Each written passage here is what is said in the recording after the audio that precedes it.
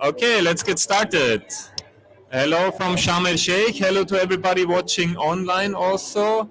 We're here at COP27 in Sharm el Sheikh. With me is Dr. Miro Polzer, who is running here the Digital Innovation and Digital Art for Climate Pavilion. And it's a great opportunity to be here for the Austrian showcase today. First of all, big thank you to Miro for hosting us. We have 5 speakers from Austria with us. 4 of them join virtually, and 1 of them joins here with us from company Greiner. So it will be our pleasure to showcase a little bit of Austrian technology here at Sharm el Sheikh. First of all, who are we? Advantage Austria, we're the Chamber of Commerce, and in collaboration with our Ministry of Labor and Economy, we host this event in the Go International framework. So we try to help and position Austrian companies abroad. And today is the Solutions Day at COP27, so we're here to showcase Austrian solutions, because there's a lot of political discussions, but also today it's about showcasing the real solutions. Anybody else who wants to join, please feel free to come. I want to give now the floor briefly to Miro to also explain what his booth and his pavilion is all about, before we then head over to our companies for their presentations. So thank you and welcome all. Miro, please. Thank you very much, Georg. It's a pleasure hosting Advantage Austria, the Austrian Chamber of Commerce, and digital solution providers from Austria. So my name is Miroslav Polzer. I'm with the International Association for the Advancement of Innovative Approaches to Global Challenges. It's based in Klagenfurt in Austria, and it is accredited to the United Nations through the Economic and Social Council, Department for Global Communication, and the UNFCCC process. That's the process which organizes these United Nations conference. And our organization is somehow recognizing the need for systemic innovation. We need to deliver better as a global community on this climate crisis response. And we believe that this needs to engage everyone, everywhere, and to provide the necessary knowledge, the technologies, and the financial resources to corporations, small and medium-sized enterprises, and especially also to young people, so that we get really a big movement, a societal movement. And for this, we need spaces for digital solution providers here in the UNFCCC process. That's a gap that we are filling with our Digital Innovation Pavilion. We are doing this together with the Climate Chain Coalition, which is a network of 360 organizations which are looking how can we better harness the potentials of emerging technologies, blockchain technology, IoT, artificial intelligence, to really have transformative change, transformative impact and successes in the fight against the climate crisis. And that's why we are bringing solution providers here, and happy that the Austrian Chamber of Commerce has responded positively to our cooperation offer. And we are convinced that this topic, and we feel it also here from the responses that we get, that this is a very hot topic. It is a high potential topic to bring digital innovation to the global climate action and climate governance processes. And next year there will be the COP28, the big United Nations annual conference in Dubai. And that's where we want to deliver on even much bigger scale. We have already sponsors lining up, and we count also on partners like the Austrian Chamber of Commerce. Today we have a press conference at 2:30 where we present data and digital innovation for the green transformation and for green economy. And afterwards is here again an event with our Slovenian partners. We are working with Spirit Slovenia. It's also something similar like advantage Austria, with the Ministry of Economic Development and Technology from Slovenia, and with the Ljubljana Technology Park. They will also present solutions from Slovenia. So we are here the ones who open the gate to the digital solution providers, and everybody welcome, and also contact us if you would like to be involved in future work that we are going to deliver in the process and beyond. Okay, let's take a look at our companies. So all in all, we have 500,000 member companies in Austria as Chamber of Commerce. 15,000 of these are in the green tech sector, and we are happy to have 3 now that are virtually with us for the presentation. And so first of all, I want to ask Valerie from Purency to please join us and give her a brief overlook about what solutions she can offer and her company to really fight this climate crisis, and especially in the plastic sector. So Valerie, please join us now, and looking forward to your presentation. I will switch off my mic to give you a better experience. Perfect. Thank you very much. I hope you can hear me. I guess so. So yeah, very warm greetings to Sharm el-Sheikh. Unfortunately, in Austria, it's very cold. So I hope you all have a better weather over there. And I'm happy to talk today. So thank you for the invitation. I'll quickly share my screen if that works. Let's see. Press Bildschirm. Okay. You should see my screen now. I hope it works. Yeah.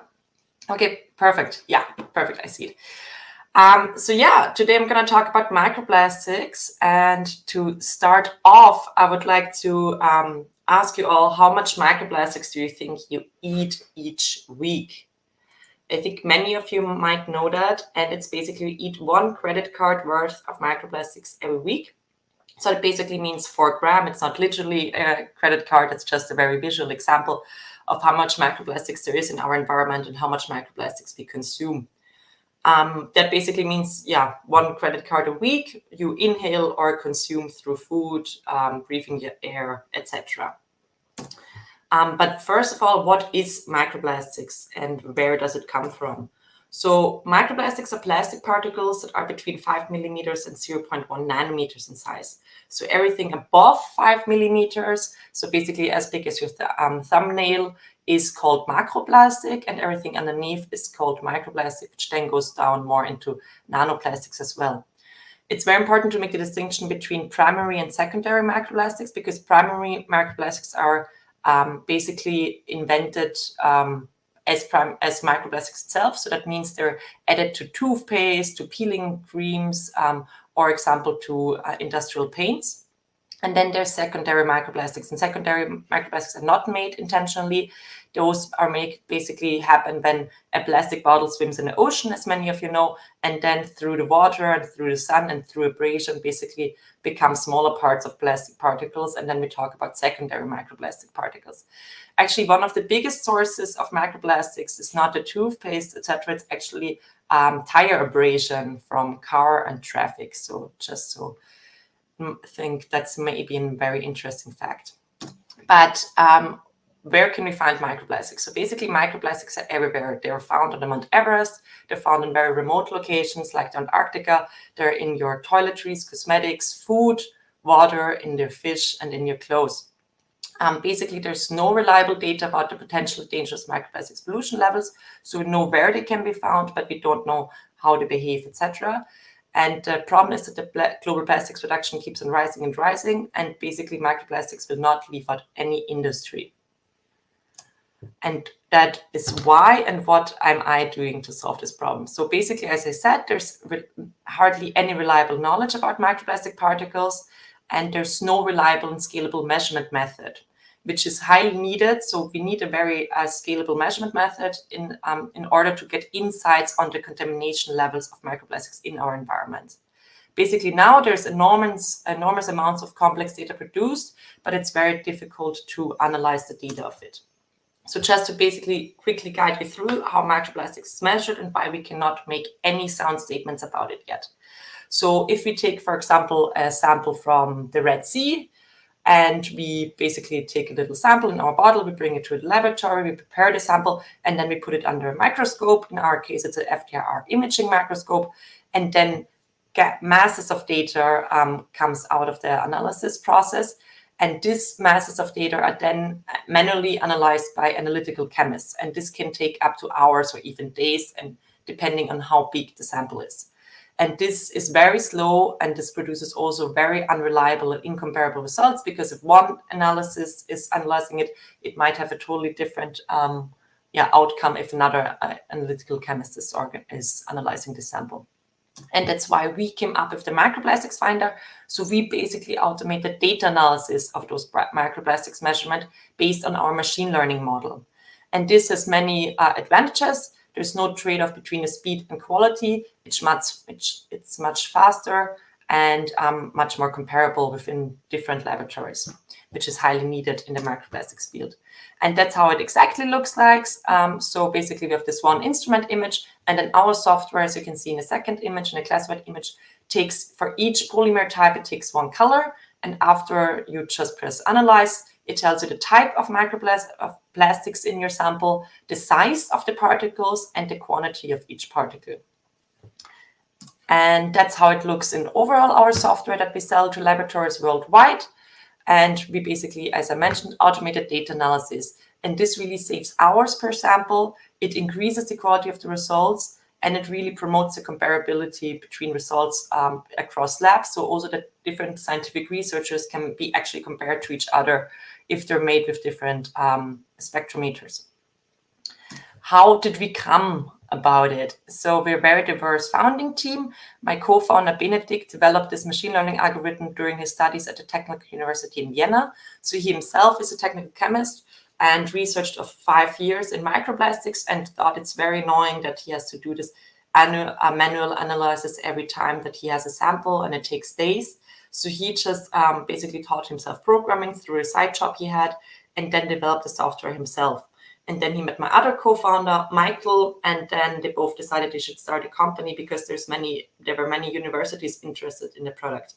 And then me and Aurelia, we both have a business background, and I'm as well an environmental scientist. We joined the company to really make this company grow and have a diverse team behind it. And why is it so important that we need a standardization of microplastics measurements? So as I mentioned, currently the conventional data analysis is very slow, and therefore we cannot make any informed decisions how high the microplastic pollution level is in our environment. Many people think we already know that there's microplastics out there and that it is dangerous. Well, it's not proven by a fact yet, because as I mentioned, the analysis method is so slow, and scientists and studies are recently really just starting within the last 3 years. And therefore we really need a standardization of microplastics measurements. Also, we need a much higher throughput of samples, because if you have a higher throughput of samples, we can really make long-term scientific studies if microplastics is dangerous and how it affects different organs of humans as well as different organisms in our environment, and at what level. And lastly, which is very important, we cannot filter microplastics out effectively if we do not know how much microplastic is inside. So many people say, yeah, we can just filter it out, but we cannot really prove if the filters are working if we do not know how much microplastics is in before filtering and how much microplastics is in afterwards. And this also comes into industrial processes. Many times we do not know where the microplastics comes in industrial processes, if it's already in the original product, or if it comes in a later stage through different production processes or through packaging. And that's why we really need a standardization of microplastics measurements. So we really have one method to analyze microplastics, which is then comparable through the whole supply chain. And that's why we as a company also work with the ISO together to work on the standardization. And we're currently in one of the last final stages to finally have a standardization of microplastics yet. And therefore, it's very important as well that governments and regulatory bodies over the world take over the microplastics problem and really make sure that each government and each environmental lab in their country have a standardized microplastics measurement method. Yeah, and that's it. I hope there was a short input on how microplastics analysis works. and what the problem is and what my company does. And I'm very happy and open for questions. Thank you. Thank you very much, Valerie. Actually, I have one question for you, which is, what do you expect from the big plastic producing companies? Is there any specific demand you have from them, or how would you think the whole situation could improve worldwide with microplastics? Is there anything you would like to hear from them? Well, first of all, I think one of the biggest problems of microplastics, because as mentioned, there's this difference between primary microplastics and secondary microplastics. And if you produce a plastic bottle, they don't intentionally use microplastics. The problem is that this plastic bottle then lands in the ocean or in landfills, etc., and then by itself, by nature, by chemical processes, dissolves itself into microplastics. So I think the first problem should be that those macroplastic bottles should be collected effectively and should be recycled and should not at any place be in our environment. And then secondly, there's the companies that produce intentionally microplastics, and this really has to end, because we cannot produce microplastics and put them in our toothpaste and then think it will just dissolve itself in the environment. And obviously the microplastics pollution in our environment increases and increases. And therefore I think that first of all, really the production of primary microplastics, which are added into products, should be stopped. And then lastly, one of the biggest sources of microplastics is tire abrasion. And therefore it's really important to have a long-term idea how we solve the traffic pollution problems in our environment. And this is something that I think companies are already working on, more sustainable tires, but also really electrical cars don't reduce microplastics in our environment, because they have normal tires as well. And therefore we just need to stop driving, I think, to reduce that. Okay, thank you very much, Valerie. We'll have Stefan from company Greiner soon join and have his insights. So I appreciate your little look into Currency's world. Thank you very much, and best wishes back to Austria. So then let's move on to Reinhard, company Glacier. Reinhard, please. Looking forward to your presentation and what we can learn in the field of environmentally friendly solutions and sustainability. Yeah, thanks a lot for the opportunity to pitch here. I've been at the COP25 in Madrid, so I know that's really a bustling scene, and it's a lot of inspiration in the field. And I would like to give you a glimpse of what we are working on in Vienna right now. I will try to share my screen now, and I hope it works. All right, I think you can see my screen right now. I hope so, actually. Well, what we are doing is we are tackling a certain problem you might be aware of, because while you are in Sharm el-Sheikh and you are definitely known in the field of climate action, and that you are aware of the problems, you might be a lone wolf in your company. So although there are thousands of people now gathering in Sharm el-Sheikh, it's millions and billions of people out there who are not aware of the challenges we are facing right now. What does it mean? So they're lone wolves, and a lot of people who aren't working in the field yet will be working in green jobs in climate positions in the future. If it's 99% in 2030, this is from a US study, or if it's slightly lower number, no matter what, it's a huge number of people.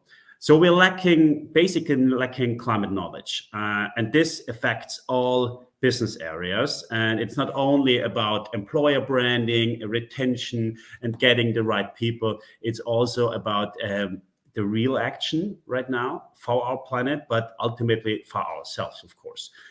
Why is it so crucial, but also so challenging? Climate action could be dissolved in all different areas within companies. It's not only about certain people. Those people, we call them the climate leaders, are experts in the field. However, in the future, and actually also today, every job is a climate job. What do we mean with that? It's that we do thousands of decisions every day, and we just spend a certain bit of them with the right knowledge on climate and climate action. So if we have more knowledge on climate action, we can spend better decisions in the future, and we can also benefit not only the planet but also the companies. What do we do actually? Our offering is a corporate climate education platform, and we have, for the two use cases I would like to give you today, we have identified, for example, two main pain points in not only large corporations but also in smaller corporations. Firstly, people lack basic knowledge in climate action in general. 9 out of 10 people, according to this study. And we built a platform with an education path where we do have micro-learning units and videos where you are kind of like motivated and inspired afterwards. You feel empowered, and you are well reached by, with these videos, you can reach thousands of people instantly. You do have these micro-learning videos already today in large corporations, if it's for compliance or other reasons. And in the future, we are 100% sure that those core modules will be also obligatory for all employees in the field of climate action. But we don't only stop here. It's really about further education in the corporates. 7 out of 10 employees would like to have more corporate education formats in the climate action space. And people are just lacking solutions nowadays. So therefore, we developed our masterclasses, where it's really about getting the right knowledge in the right fields. And we do this through a blended learning approach. And we have seen that we produce quite significant results in the long run. It's really about making the impact, and 9 out of 10 companies who are working with us significantly raised their climate action efforts since they started working with us. And since I already touched upon our corporations, our partners, we are already working with more than 170 companies, mainly in DACH regions. So we are operating in 4 countries in Europe, and we are trying to, reach a lot of people right now. We extended our teams to 20 people, currently, recently hired a university professor for even a better learning experience, and expanded our operations to Germany, since we are on a mission, and we would like to fulfill this mission with empowering and educating 100 million employees in the future, because we know that it's time, and it's time to act, and we are in the game for doing our thing. Thanks a lot.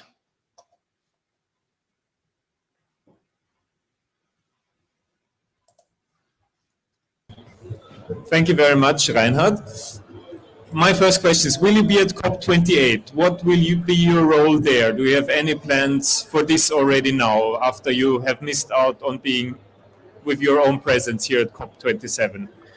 Well, to be honest, I don't think necessarily that you have to be there in presence, since there are really good virtual opportunities as right now.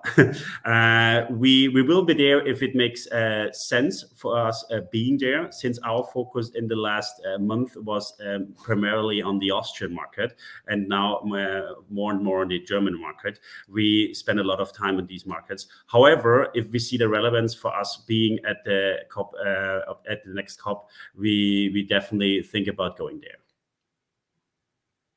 Perfect. So which are the next markets that you want to target? Because we see there's really a big lack of education in a lot of countries. So expanding from Europe, do you have any plans on which are the next countries you want to tackle? Yeah, we do have a roadmap. We have a lot of also interest from the UK, from Denmark, from the Netherlands. Let's look into that. It's nothing fixed at the moment, but only in Germany and in Austria and in Switzerland, there are thousands of corporations. So let's see how this will work. Perfect. So wish you lots of success for Glacier's future role and hope to see you soon again. Thanks for inviting me. Thank you, Rainer. Then let's continue with our next company Inoco. I want to kindly invite Markus. Markus is joining us from Berlin. Please, Markus, give us an overview about Inoco's activities. Hello, everyone. Really excited to be part of this today, and thank you very much for inviting me. So my name is Markus Linder. I'm a co-founder and CEO of Inoco. Inoco is a technology company that basically enables large grocery retailers, food and beverage brands to assess the impact of their products and to optimize them step by step. So basically, our food system has a huge impact on our planet as well as on ourselves. So as you might know, 70% of the biodiversity loss and a third of the global greenhouse gas emissions are directly related to the food and beverage products that you and I and every one of us is choosing every day at the supermarket, at the restaurant. And the food we eat also has a huge impact on our health, actually. From the perspective of grocery retailers, most of their emissions, a very large chunk of their emissions, actually results from the products themselves. So it's not the things that we frequently look at today, like packaging and transport and what they do at their stores, but the huge amount of their emissions really comes from land use change and agricultural production. And thereby those large grocery retailers have a unique position to support the decarbonization of their suppliers and producers upstream, while enabling more sustainable consumption for the consumers downstream. And this is at the same time a huge financial opportunity. McKinsey estimates that by playing a leading role in the sustainability transformation, grocery retailers can increase their profit by up to 50%. So how do we help here? Our Inoco retail solution basically helps grocery retailers and food and beverage brands to estimate the impact of their third-party product brands and to accurately calculate the impact of their own white label brand products or brand products, so that they can understand the impact of products, optimize them, report on the progress they are making, communicate the impact to consumers, and then engage with their consumers to really help them to move towards a more sustainable and more healthy diet. Our solution is split into 4 modules. So Inoco assesses food and beverage products on 8 dimensions. Inoco Optimize really proactively supports grocery retailers and food and beverage brands to optimize their products, to become more sustainable, communicate, empowers them to engage with, to communicate the impact to consumers, and engage allows them to take their consumers onto a journey. So how does that work in detail? First of all, how do we assess food and beverage products? We do that alongside 8 dimensions. We assess them obviously on climate. We assess them on their impact on nature and biodiversity, on nutrition, on animal welfare, on social fairness, packaging, regionality, and seasonality. So it's not just about carbon, but it's really about how can we make our food and beverage consumption more sustainable and make sure that we respect the planetary boundaries overall, on top of obviously achieving our climate goals. How do we assess products? We have 2 ways. Our product impact estimates enable us to actually accurately estimate the impact of third-party brand products who are not willing to share more data about their products. So here we have an AI-based algorithm that allows us to understand what's the composition of food products purely based on the data that's already public today, like the ingredients, nutrient values, labels. And then we applied performance class E data. Those are realistic worst case emissions, for example, that occur when typically those products are produced in the production market. However, for white label brand products and for brands who are willing to share data about their products, our product impact assessment technology can accurately calculate the impact of these products. So here we basically provide our customers and their suppliers with a powerful platform that allows them to define where the chickpeas come from in the case of this organic hummus, and where the sesame seeds originate from, They can actually, define the standards that were used in producing that, whether it's from a land use change certified supplier or not. They can define how the raw ingredients were transported, how they were produced, which energy was used to produce them, to store them, which packaging is used. And this way we can very accurately assess the impact of those products alongside those 8 dimensions.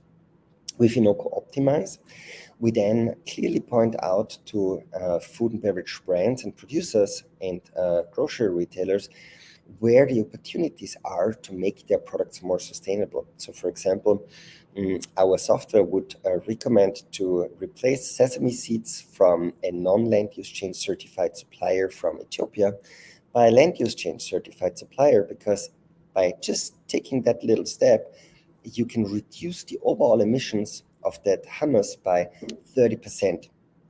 And this way we kind of enable producers and retailers to optimize their products step by step by seeing where the spotlights are. And we can also generate different labels like our own multidimensional product impact assessment label, like Nutri-Score, like EcoScore, so that the producers really understand where they're standing here. Step number 3 is Inoco Communicate. So after having assessed the impact, having optimized product, it's about really communicating the impact to consumers. And here we enable the retailers to actually print our multidimensional product impact assessment label onto their thousands of white label products. This label picks 3 out of those 8 dimensions per product category, and then basically allows them to communicate it on the pack, front of pack. As a consumer, I can now immediately see how a product is performing on those 3 most important categories. That might be, for example, for soft drinks, the categories CO2, nutrition, and packaging, because this is where the biggest impact lies here for soft drinks. For other categories, it's different dimensions. And then you can scan it, the QR code on the label, then you get to the product detail page at the brand or at the retailer, where you can now find the assessment of the product alongside all those 8 dimensions, along with rich impact insights. So these impact insights explain you as a consumer whether the chicken that you just want to purchase for sure was not fed with soy potentially originating from the Amazon rainforest, causing deforestation there, or whether that chicken for sure was not fed in a preventive way with lots of antibiotics. And retailers and brands can then also recommend more sustainable alternatives from their own assortment. Step number 4 is to really engage with consumers. So Inoco started actually in Austria with a consumer app, where we enable consumers to scan the grocery receipt at the 3 largest retailers in Austria. And as a consumer, you then see what were the emissions caused by the products that you purchased, which products are already pretty sustainable, where are more sustainable alternatives available at this retailer. And we also give consumers feedback on how the purchase is performing overall on a, for example, here, climate perspective. And then we use content, nudging, and gamification to really take consumers onto a journey. So you can, for example, win back 50 to 200% of your monthly purchases that you scan with Inoco, depending on how climate friendly your purchases were. We give you challenges like, hey, why don't you try 2 plant-based milk alternatives this month? If you buy 2 of those products, we will reward you with sustainable vouchers for sustainable products, which you can try out. You can join teams, you can learn a lot through content and much more. And through our B2B offering, we are now enabling leading grocery retailers and brands to do something very similar with their millions of consumers. We enable them, for example, to print onto their grocery receipt praises like, hey, very well done. This was a very climate-friendly purchase, or a very healthy purchase, or a very animal welfare-friendly purchase. And as a consumer, I can now see which were the products that were, the most climate-friendly, which was the product that was maybe a little bit intense from a climate perspective. You can scan a QR code, get into an app or web app where you can now learn in detail how the products that you purchased are treating the climate, are performing from an animal welfare, from a nutrition perspective, and much more.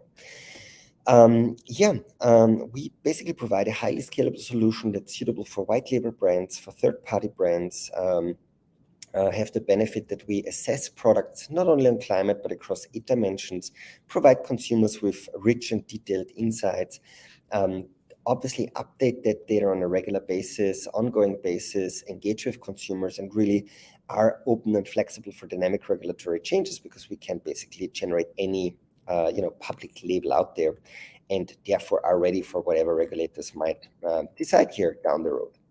Thank you very much for your attention so far, and now I'm very much looking forward to answer any questions that you might have. Markus, I have one question for you. How is the feedback from the retailers so far? Which markets are you active in? Can you share a little bit of experience? Where can we find your products yet? We see a lot of traction in the DACH region, in the UK, in the Nordics.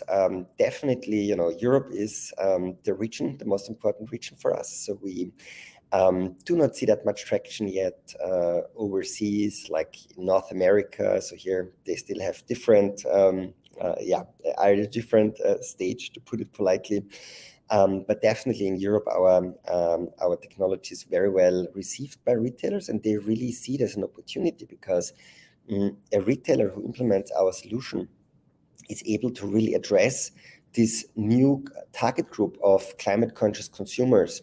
They're able to really convince consumers that it makes sense to pay a little bit more money for their organic white label brands or for their vegan white label brand products, because usually retailers are very strong in that segment. So anyone who moves towards more sustainable diet is ultimately going to buy indirectly more of their white label brand products.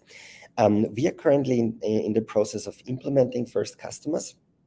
We are not live with our solution yet, but next year is going to get super exciting, and you will be able to see our solution in real life alongside of millions of other consumers. Perfect. Thank you very much, Markus. It was a pleasure having you. All the best for your conference in Berlin, and see you. Thank you very much. Have a good time. Bye. Perfect. Now I want to invite to the stage Mr. Stefan Grafenhorst, who is the head of sustainability at Greiner. Greiner is an Austrian company, quite well known, but actually as a plastic producer. So one of the companies that is also a little bit in scrutiny here at this COP conference. So it's my pleasure to talk now with Stefan, who's the head of sustainability at Greiner, and hear a little bit their point of view of how they can also contribute to reaching climate goals and going towards net zero. So Stefan, can you please share some of the aspects that you as Greiner are taking right now to reach those goals? It does need both, yeah. Yeah, thanks for having me here. We have quite a bit of work ahead of us. The plastics industry has a massive footprint. I mean, we've all seen pictures of plastic packaging in the oceans, which is a negative footprint that we obviously don't want to see. But there's also like a lot of emissions that come with plastic packaging. We do both. We do plastic packaging and foam. Yeah, we do a lot of mattresses. Same story. Quite a bit of emissions that come with the production of those products. And the huge problem that we have with those products, except for mattresses, we use that more often. But with plastic packaging, we find mostly single-use packaging.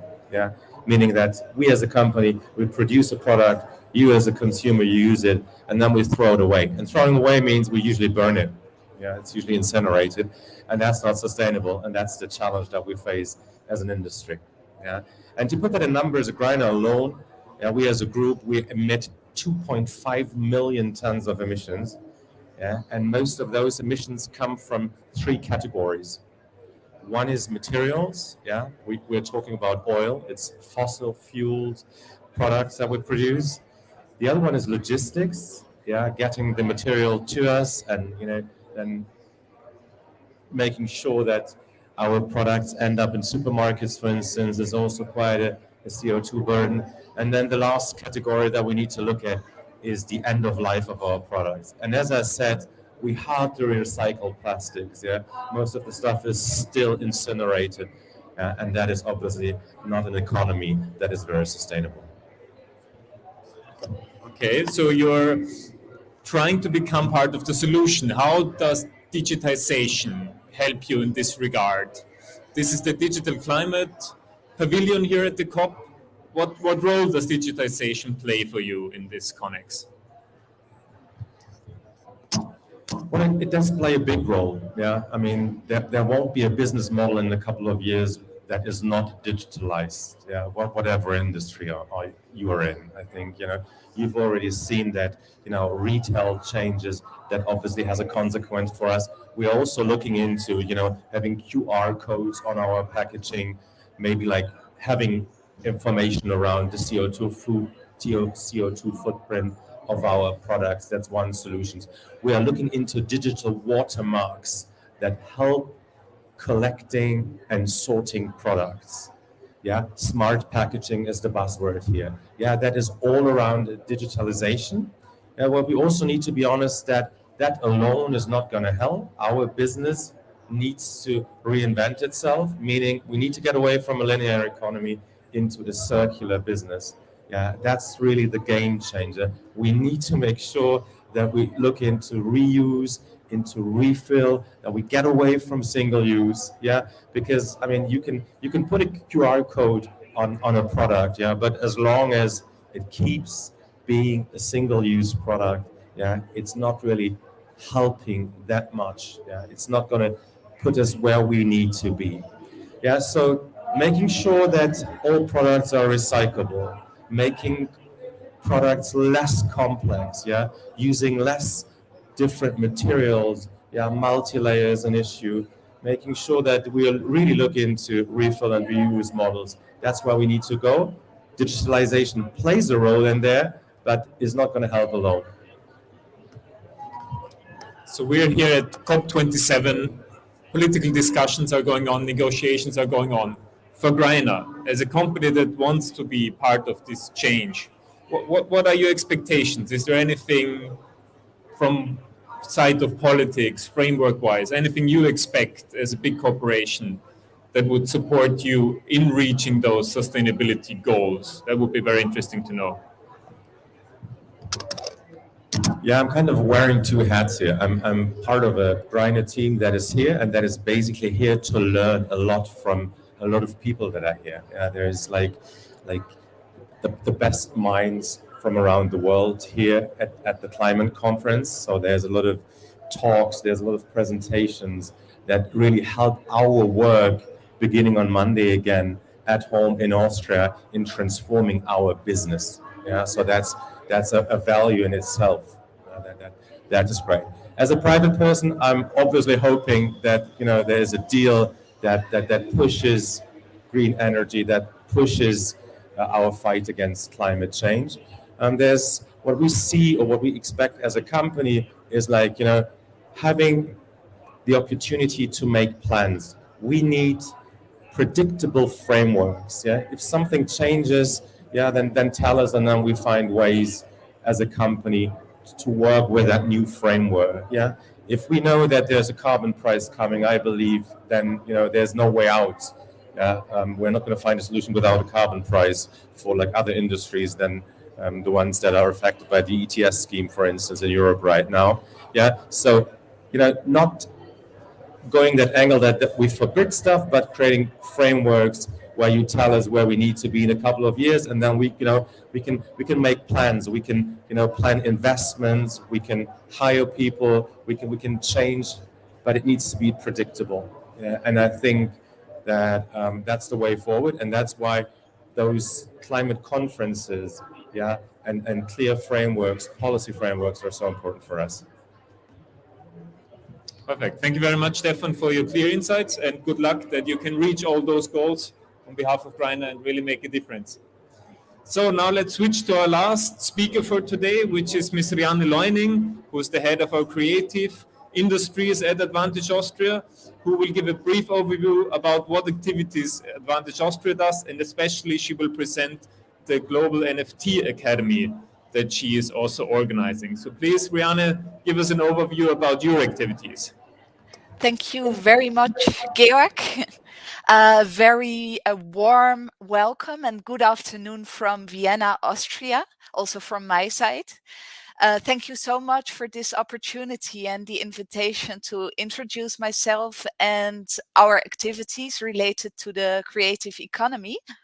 My name is Reanne Leuning, as Georg already mentioned, and I am heading the Department for Creative Industries at Advantage Austria in Vienna, so at the headquarters of Advantage Austria. And as we have heard before, Advantage Austria is the Austrian Trade Promotion and Innovation Agency as part of the Austrian Federal Economic Chamber. Within my department, our aim is to support Austrian creative companies with backgrounds as diverse as design, fashion, music, film, the arts, culture, immersive technologies, and the gaming industry. And we try to support them when it comes to conquering new markets with their products and services. Since many years, Advantage Austria has placed a special emphasis on the creative industries.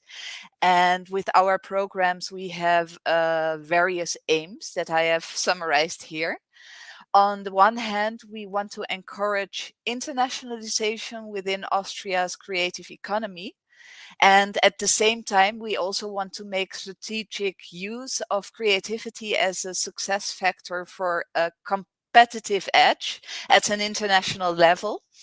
And when talking about this, we don't only mean offering quality, but especially also to find solutions for pressing challenges.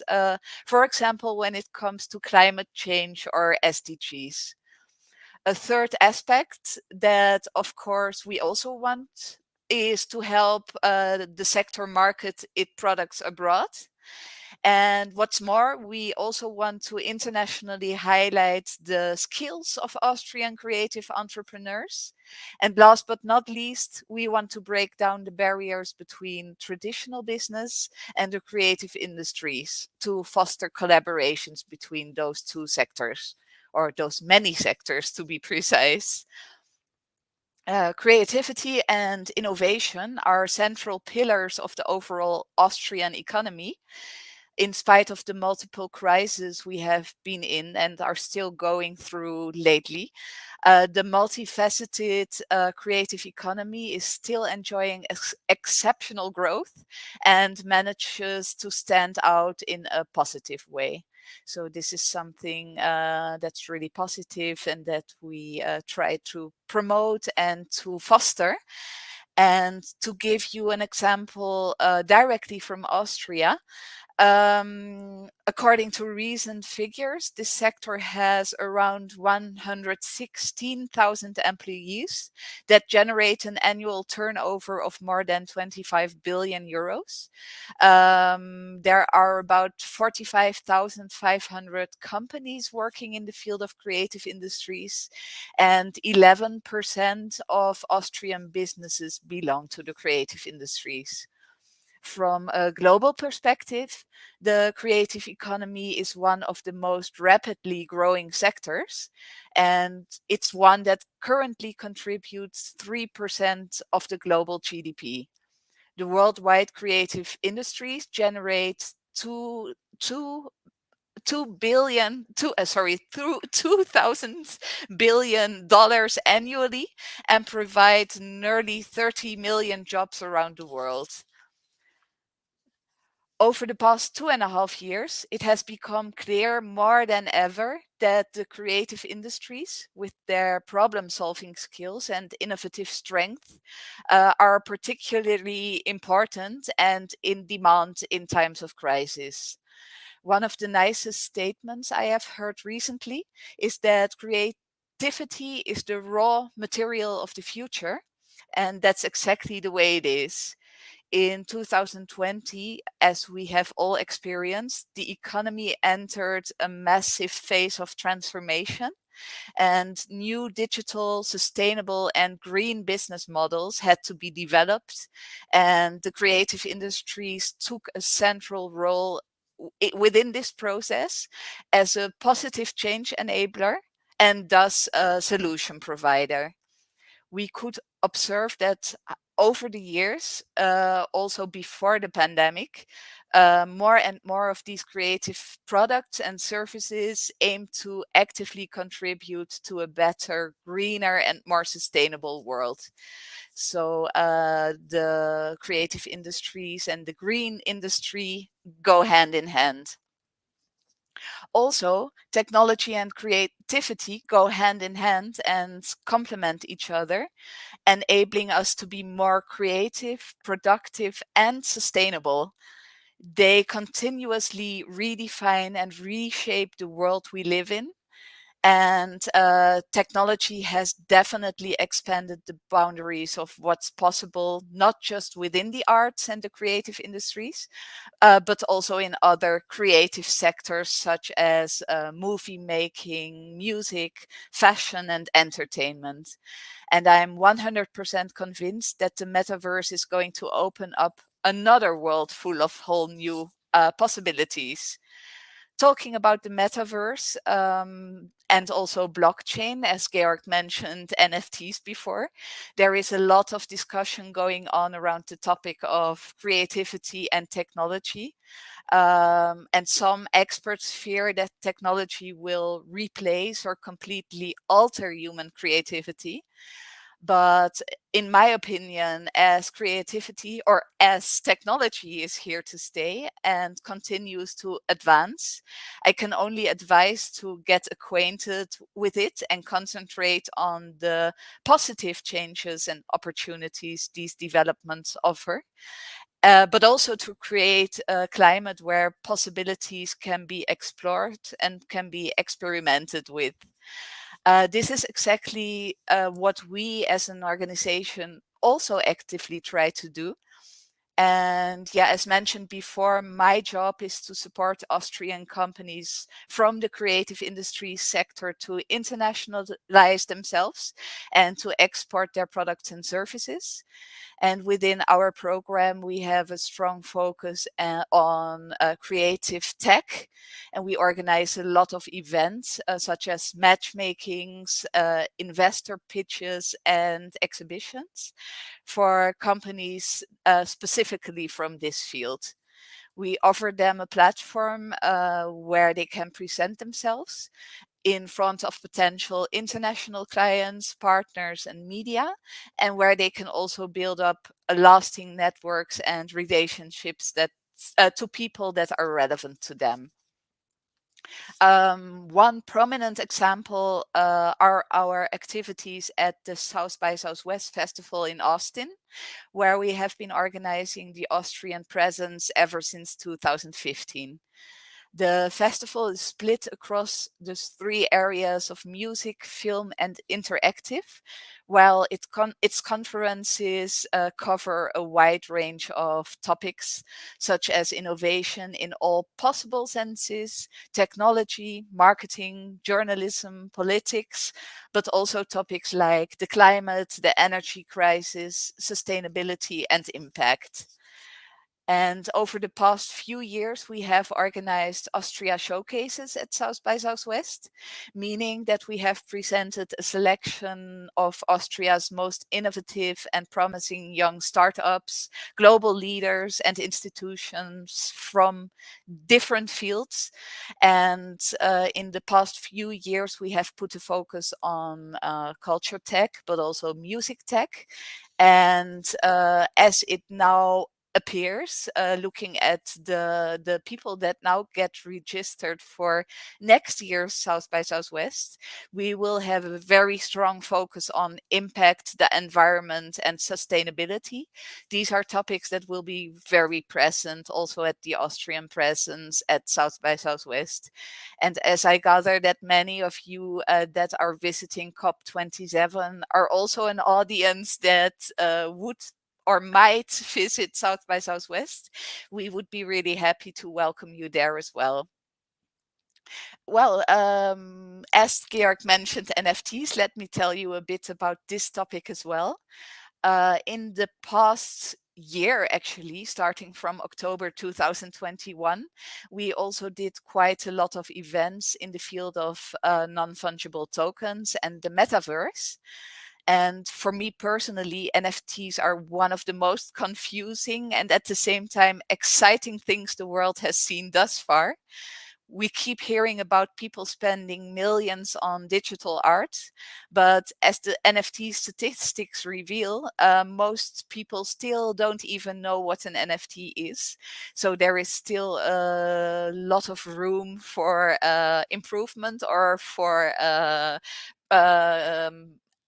organizing activities to put a focus on this specific technology. NFTs are a vital part of the blockchain, and as such, they are here to stay. In my opinion, regardless of the generally low public awareness, the popularity of NFTs has nowhere else to go but up.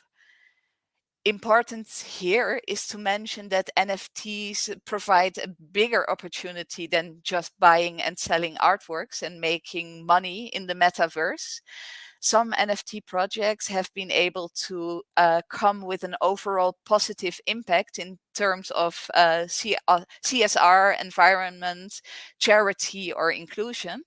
And they allow organizations, but also donors and communities to empower certain communities, save the environment, raise awareness, and so much more.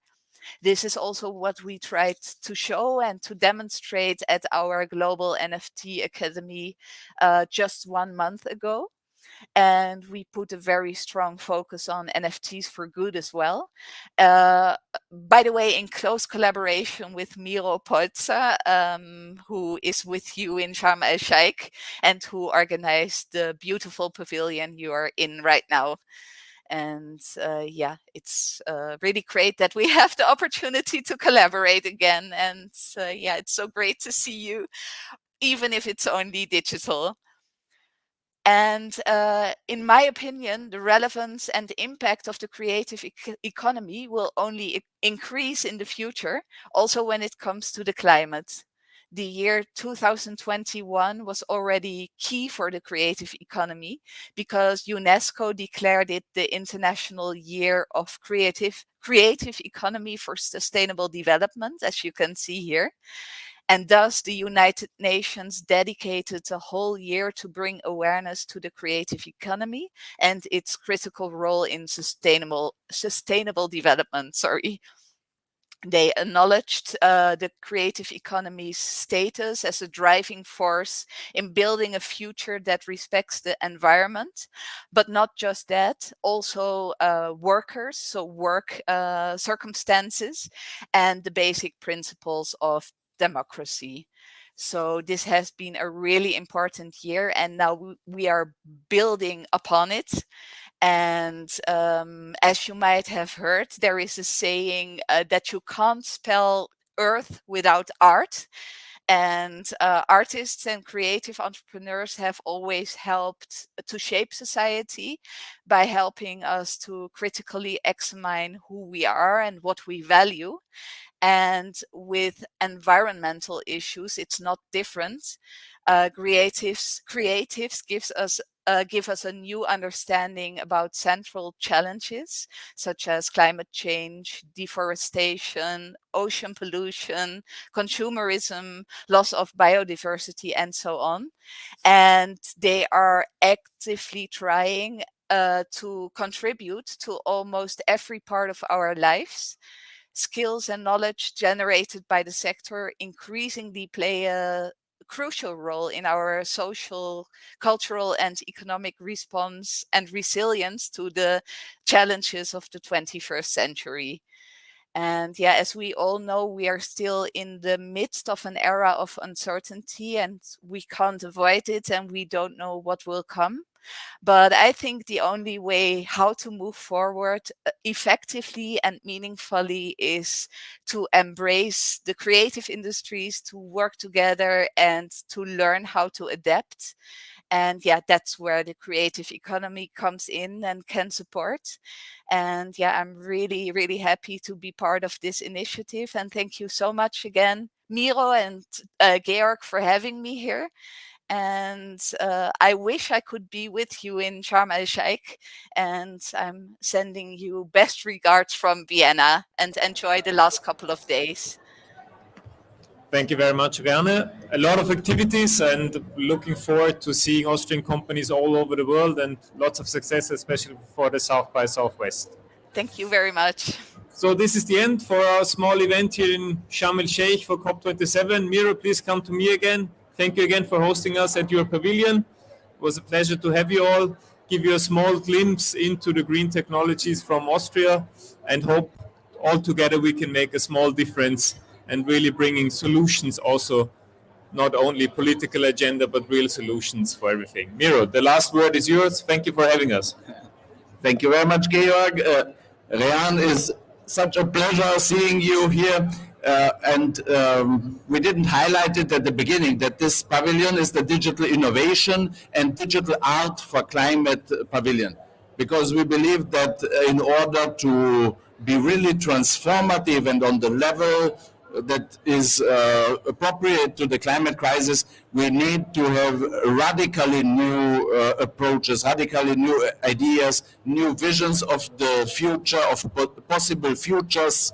And here art, creative community, creative economy approaches are essential. And we are also now working with, we've had 2 days ago meetings with the UAE Ministry for Education, and they love our Digital Art for Climate initiative, and we agreed that we will collaborate with the incoming presidency on a new edition. This year we had also an edition with the Egyptian Ministry for International Cooperation, the Klima Tech Run Digital Art track. And so art and digital innovation, that's the formula where we see great potentials, and youth empowerment, that's also a very key element. And happy to have the Austrian Chamber of Commerce Advantage Austria as a partner on our journey. And thanks for coming today. And I would suggest let's make a photo that it's well documented that we had here the first joint event with wonderful solutions. Now let's end the broadcast.